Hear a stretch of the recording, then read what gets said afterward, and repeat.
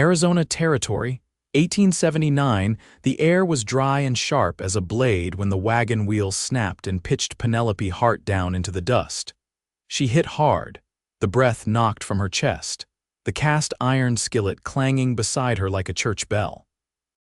Her hands were scraped, her dress torn at the shoulder, but her eyes were dry. Crying had stopped serving her years ago. Behind her, Martha Green's voice cut through the heat. "Get up, girl. Supper's not going to cook itself." Penelope pushed herself up slowly, swallowing pain. The other women on the wagon line did not look at her. They never did. They just waited for her to tie her apron, smile like it did not hurt, and tend the fire. She did, like always. She had been sold to the Greens' traveling revival as a cook after her father's death. Not formally sold, but they had offered her food and a cot, and she had nowhere to go. She was 16 then. 21 now. She had not once been paid. She cooked, she smiled, and she kept her mouth shut, just like they wanted. They had crossed the Rio Grande 2 weeks ago, selling potions and sermons from town to town. Penelope did not believe in any of it, but she cooked the beans, served the bread, smiled when men stared too long. That was her role, until the evening they reached Dry Creek. Dry Creek was not much, just a saloon, a livery, a jailhouse, and a general store. But it had a sheriff, and more important, it had cowboys. Penelope kept her eyes down as she set up the fire outside the wagon. The air smelled of sagebrush and horse sweat. She stirred beans in the pot and listened to the voices behind her. Laughter, coins hitting the table, boots on the porch. Then one voice stopped her hand. "You got any food that doesn't taste like dust and regret?" The voice was deep, dry, and southern. It came from a tall man with sun-browned skin, dark hair that curled under his hat, and a scar along his jaw like a question mark. Penelope did not look up. She handed him a bowl of beans with her usual practiced smile. "There you go, sir." He frowned, not at the food, but at her. "You all right?" he asked. She nodded. "Of course. You always smile like someone told you to." Penelope froze. The man squatted down beside the fire, his elbows on his knees. He studied her like something he could not quite figure out. "My name's Thatcher Jameson," he said. "And you do not owe anyone a damn thing." The words hit her like a match to dry grass. She looked at him for the first time. His eyes were pale green and steady. He was not young, maybe 30, not old either, just worn like a saddle that had seen years of bad weather. "You do not even know me," she said quietly. "I know what it looks like when someone's been pushed too long," Thatcher said, "and I do not like watching good folk get used." She looked away. "It is not your problem." He stood slowly. "Maybe it is now." That night the fire burned low and Penelope sat awake while the rest of the camp slept. Her hands smelled of grease and smoke. She listened to the coyotes cry in the distance and thought about what Thatcher said. The next morning he came back. He brought her coffee. Real coffee, not the burnt grounds the Greens used. He sat with her while she stirred the pot of beans again and said nothing until she asked, "Why are you here?" "Because I do not think you want to be." Penelope looked at him. He was polite, not gentle, not soft, but respectful. He never looked at her the way most men did. "I cannot leave," she said. "Why not? They gave me a place, food, I owe them." "No," he said, flat and sure. "They took advantage of a girl with nowhere to go. That is not a debt, that is survival." She turned her head, her throat tightened. "They will not let me leave," she whispered. Thatcher stared at her hands, the way they trembled. Then he looked up. "Do you have anything here? Anything that is yours?" She hesitated. Then she reached under the wagon and pulled out a small wooden box. Inside it were her mother's brooch, a worn Bible, and a faded ribbon from her childhood. "That is all," she nodded. Thatcher stood, jaw tight. "I will be back in an hour. Pack what is yours." She stared up at him. "Why are you doing this?" He looked down at her, his eyes fierce and quiet. "Because I know what it is like to be forced into something you never asked for, and because no one ever came for me, but I can come for you." He left without waiting for her answer. When he returned, he was not alone. He had the sheriff with him. Thatcher kept his voice calm and steady as he explained that Penelope was being held without pay, without rights, under threat of violence if she tried to leave. Sheriff Carter was not a brave man, but he was decent. And when Thatcher made it clear he was not asking for permission, just warning, the sheriff told the Greens to let her go or face charges. They screamed. Penelope stood behind Thatcher, hands clenched around her box, heart pounding. She thought they might hit her, but they did not. They just called her ungrateful. She did not speak. She just walked away. That night, she sat across from Thatcher in the saloon, a plate of hot food in front of her, real meat and clean potatoes. "You look different," he said. "I feel different." "You do not have to smile tonight," he said gently. She looked at him. "No, no," she let her mouth rest. It felt strange but good. "What now?" she asked. Thatcher leaned back in his chair. "I have a place out near Ash Ridge, cattle and a few horses. It is quiet. Could use a cook if you are willing." "Paid?" she asked. He grinned. "Paid and free to leave if you ever want." Penelope stared at him for a long time. "I will come." He nodded once. She did not smile, but her eyes softened. And for the first time in years, she felt like something was beginning. Something good. The road east of Dry Creek was cut with gullies and sun-cracked stone, the trail winding through mesquite brush and ocotillo like a thread pulled tight. Thatcher rode ahead, reins slack in one hand, while Penelope followed on the mule he'd borrowed from the sheriff. She didn't speak much, and he didn't press her. The silence between them wasn't uncomfortable, just new. By late afternoon, the sun had dipped beneath a curl of red rock, and the dirt path widened into a flat stretch of arroyo. Thatcher dismounted near a low adobe house tucked behind a windbreak of cottonwoods. The roofline sagged slightly on the right side, and a single plume of smoke rose from the chimney. Nearby stood a small barn and a fenced paddock where 2 bay horses nosed at the trough. "This is it," he said, tying his reins to a split post.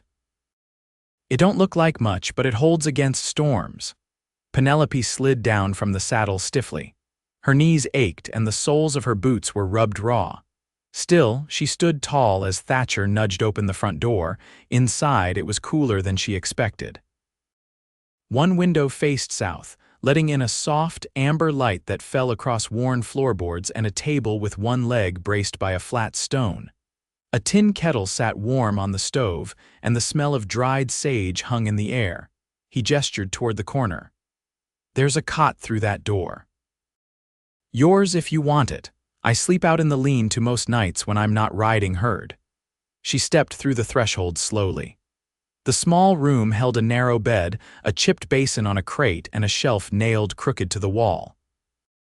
A cotton blanket folded at the foot of the mattress was faded but clean. "Mind if I wash up?" she asked. He nodded. "There's a pump out back, buckets on the hook." She closed the door behind her without another word. Thatcher busied himself outside, checking the horses, then splitting mesquite logs for the stove. He worked with the steady rhythm of someone used to doing things alone. When she returned, her sleeves rolled, damp curls clinging to her neck. He glanced up but didn't look long. "You hungry?" she nodded. "I got beans started, but if you'd rather cook something yourself, I'll see what's in the larder," she interrupted, stepping past him toward the kitchen shelf. He didn't follow. Just leaned the axe against the porch and sank into the chair beside the door, listening to the soft clatter of dishes and the scrape of a knife on wood. When she brought out 2 plates cornmeal biscuits, sliced jerky softened in the beans, and a few wild onions, he sat up straighter. They ate in silence on the porch, crickets chirping low in the sage. After a while she spoke. "You said no one ever came for you." He didn't answer right away, just chewed and swallowed. "My father was a drunk," he said finally. "My ma passed before I turned 15. I stayed on the ranch as long as I could, but the man who took it over after my uncle died. He wasn't one for keeping boys around who talked back." Penelope didn't look at him. She just listened. "I worked freight lines, drove cattle, slept in riverside camps with gamblers and hired guns. Learned early not to need much besides a good horse and a clean shot." "How'd you end up here?" she asked. "Got tired of moving. Bought this place off a widow 3 years ago. She wanted to go back east. I didn't." Penelope traced the rim of her plate with her fingertip. "I never had a place that was mine." "You do now," he said. She looked at him finally, brow furrowed. "You don't even know if I'm any good at anything but cooking." "I figure I'll find out," he said, lifting his cup. "You're not here on trial. You're here because you chose to be." She nodded, just once.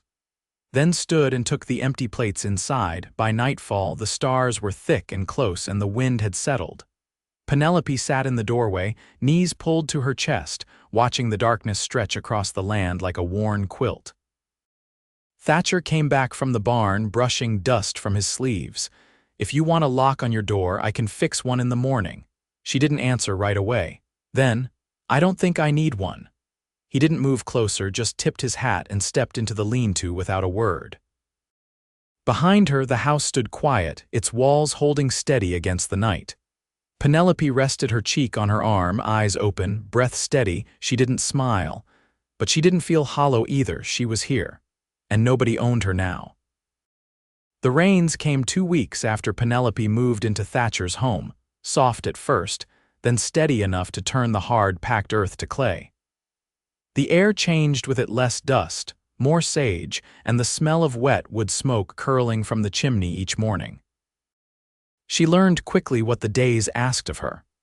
Not just cooking, though she did that well enough, but feeding the hens, mending the fence behind the barn, boiling water for Thatcher's shirts when the well water ran chalky.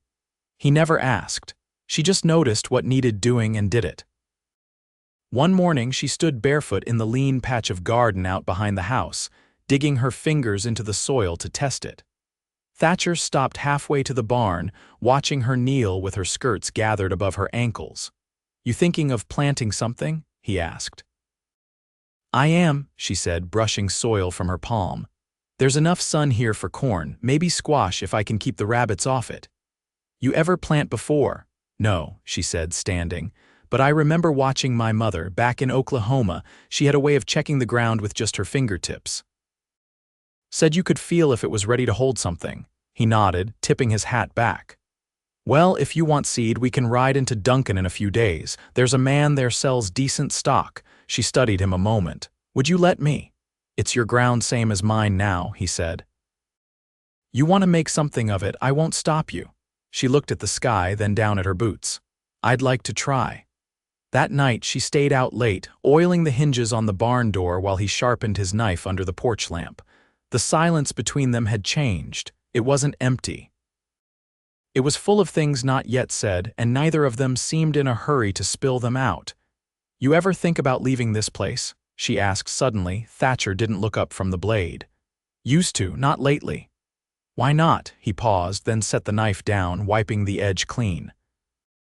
"Because I started thinking about building something instead." She didn't speak, just stood with the oil can in her hand, watching the way the lamplight caught on his brow. "I never thought someone like me would be welcome anywhere," she said finally. He leaned back in the chair. "You think I never felt that? You don't act like it." "That's because I'm too damn tired to pretend anymore." She gave a soft breath, not quite a laugh. "I like that about you." He looked over then, his eyes steady. "You can trust me, Penelope." "I won't ask more than you're willing to give." She met his gaze. "I believe you." The next morning they packed the wagon and rode into Duncan. It was a rough settlement, more wagons than houses, more mules than horses. The store was run by an older couple who kept the shelves neat and the front porch swept clean. Penelope chose her seeds carefully: beans, corn, cabbage, and a little dill, just because the smell reminded her of home. Thatcher waited at the counter while she counted out the coins from the envelope he'd handed her. One of the ranch hands from a neighboring spread came in, tracking mud across the floor, his voice too loud for the small space. "Well now, I'll be damned," he said, spotting Penelope. "Didn't know Thatcher'd gone and bought himself a woman." Thatcher didn't look at the man, just said evenly, "You can take that outside." The man grinned, slow and ugly, just making conversation. Penelope set the seeds down carefully on the counter. "You can keep your conversation." The man opened his mouth again, but Thatcher stepped forward, one hand on the edge of the counter, the other resting easy on his belt. "You've had your say," he said. "Now get." The man hesitated, then turned and spat near the threshold before walking out.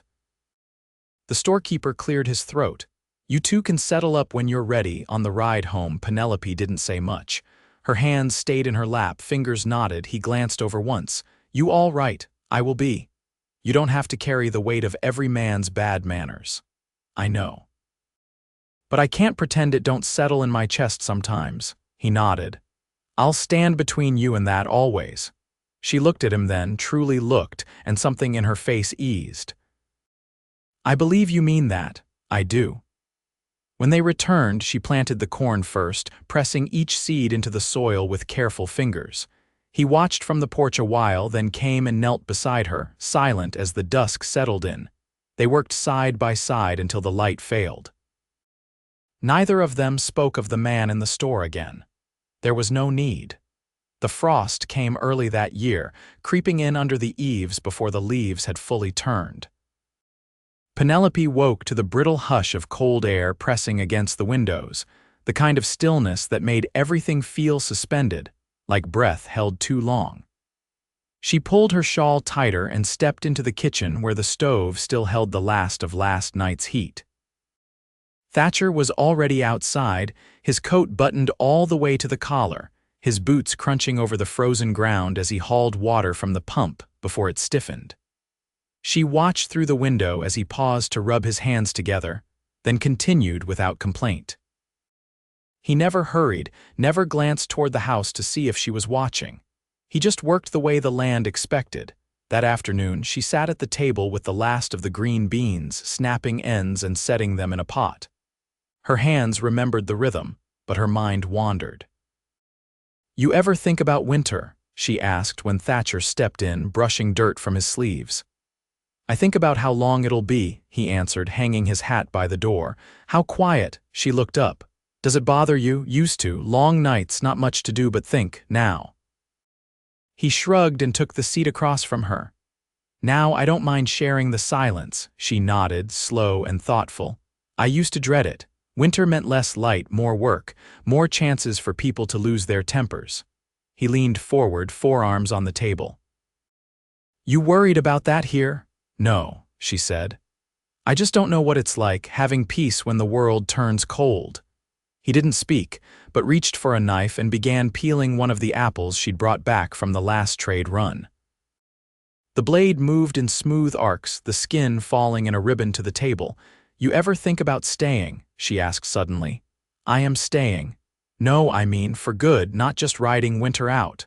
"I thought I already was." She set the beans down and folded her hands. "You never said." "I figured you'd know." She met his eyes. "I want to know if I'm just someone passing through your quiet." "You're not." He set the apple between them, carefully halved. She picked up one side and bit into it. "I've never had someone ask if I wanted to stay," she said. "Couldn't have before." "That's your choice now. I've already made it."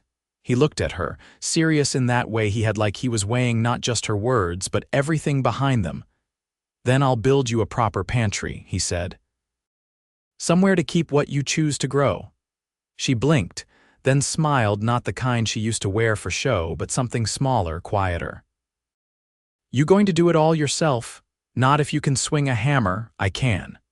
"Well then," he said, standing, "we'll start tomorrow."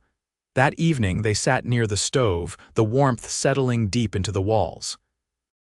She stitched a torn hem and he read from an old trail journal, his voice low, steady. They didn't fill the room with talk. They didn't need to. Before retiring for the night, she lingered near the doorway of the lean-to. "Thatcher," he turned, one hand already on the blanket he'd laid out. "I don't want you sleeping out here anymore." He lifted his brow but didn't speak. "There's room in the house," she said, "and I trust you." He studied her a moment, then nodded once. "Whatever you want." She stepped back, letting the door ease shut behind her. In the small bedroom, she folded the quilt down and lay back, her eyes tracing the rafters. The wind outside had softened. Somewhere not far off, a coyote called once, then fell quiet. She closed her eyes, and for the first time in years, she didn't dream of running. The pantry rose over the course of a weak cedar planks hand planed by Thatcher. squared and joined with care. The roof shingled with scavenged tin he'd hauled from a collapsed line shack 6 miles north. Penelope measured, cut, and hammered alongside him, her hands blistered but proud. They laid the floor together before dawn one morning, their breath clouding in the cold, and by evening she'd begun lining the shelves with clean muslin and glass jars she'd traded for in Duncan. She stored things piece by piece: dried corn, a sack of navy beans, salt she'd packed in a clay crock, and a few late apples wrapped in newspaper. It was the first space that was hers, not borrowed or temporary or watched over by someone waiting to take it back. And she didn't say so aloud, but she kept returning to it, just to run her hand along the wood one night, after they'd finished sealing the last chinks in the roof. She leaned against the doorframe and watched Thatcher rake coals from the fire into the stove. "I never told you," she said. "I can read." He didn't turn. "I figured as much. You handle those seed packets like a schoolteacher." "My mother taught me, before she got sick." He nodded once. "You miss her?" "I do, but it's not sharp anymore, just quiet." He let that settle, then reached for the kettle. "I found something in the barn loft last week. Thought you might like it." He crossed the room and handed her a slim book, its spine worn, the cover soft with age. "Walt Whitman," she said, running her fingers over the name. "Where did you get this?" Drifter left a few things behind last winter. "Figured it was better in your hands than gathering dust." She opened it slowly and read a line aloud, her voice soft and low. He sat across from her, elbows on his knees, watching her speak the words like they'd been waiting for her all this time. Later, as the fire sank low and the house fell quiet, she folded the quilt back to make space beside her. He hesitated only a moment before stepping inside and easing down beside her, his movements careful, as if the wrong breath might undo the moment. "You sure?" he asked. She met his eyes. "I've never been more sure of anything." He didn't answer with words, just reached for her hand and brought it to his chest, holding it there as if anchoring himself. The winter passed in slow turns, mornings mending tack, afternoons gathering kindling, and evenings thick with the smell of bread and the sound of her voice reading by lamplight. The land hardened under frost, coyotes moved closer, and once a hawk nested in the cottonwood near the barn. They watched it for days, marveling at how something so fierce could sit so still. In February, a letter came from Thatcher's cousin in Texas, offering him a share in a cattle drive come spring. He read it twice, then folded it without comment. "You going to take it?" Penelope asked. He shook his head. "I've had enough of dust and miles. I've got all I want here." And she believed him, not just because of the words, but because of the way he spent every evening now with his hands on hers, guiding her through the intricacies of saddle stitching and fence mending as if preparing her for permanence. One morning near the end of March, he rose early and disappeared before she woke. When he returned, he carried a small box in one hand and a bouquet of desert marigolds in the other.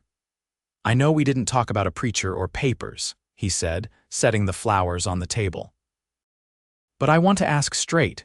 She turned from the stove. "You already know my answer. I'd still like to hear it." She stepped toward him and took the box, opening it to reveal a thin gold band nestled in cloth. "I want to marry you, Thatcher Jameson," she said. "And I want this place to hold both our names." They married by the garden, just the two of them and the sheriff who'd first stood up for her. The cottonwoods were budding, and the wind carried the scent of new grass and warming earth. That spring, they planted more than they'd planned: rows of squash and beans, and a line of sunflowers she insisted on, just to see something tall and bright by midsummer. She kept the pantry full, and he built her a bench beneath the window so she could read in the light. They didn't speak of the past unless it rose quiet between them, and even then, only with hands held and eyes steady. By the time the first calves were born, the land had greened, and the sky stretched blue and wide as a promise. Years passed, marked not in loss but in the things they built.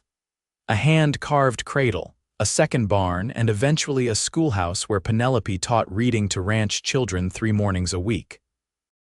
She wore her mother's brooch pinned at her collar and never smiled because she had to, but because joy lived easily in her now. Thatcher aged with a kind of grace that came from a life spent outdoors and beside someone who steadied him. His hands grew slower, his knees stiffer, but he never missed a morning ride or the sound of her voice tracing lines of poetry. They grew old together, not in quiet resignation but in shared purpose, their days shaped by sun and season, their nights full of warmth and touch and the kind of love that didn't need to be spoken to be known. When people asked how they'd met, she always said it started with a bowl of beans and a man who looked close enough to see what others missed. And Thatcher would answer, no, it started the moment she stopped smiling just to please. And they would look at each other and know it was true.